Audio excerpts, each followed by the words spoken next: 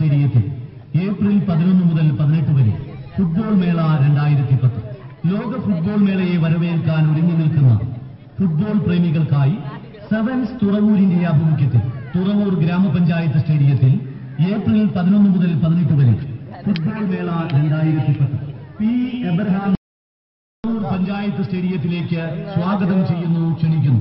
Football മേള 2010 football മേള 2010നോടനുബന്ധിച്ച് രണ്ടാം ദിവസമായ നാളെ കേരള സ്റ്റേറ്റ് താരം ഇബ്രാഹിം കുട്ടി, ജില്ലാ താരം നഹാഫ് എന്നിവർ അണിനിരക്കുന്ന മാണിക്യം സിറ്റീസ് തൃക്കാക്കരയെ പാരമ്പര്യ ഫുട്ബോൾ ശക്തികളായ ന്യൂ സ്റ്റാർ സെവൻസ് അങ്കമാലിയിൽ നേരിടുന്നു.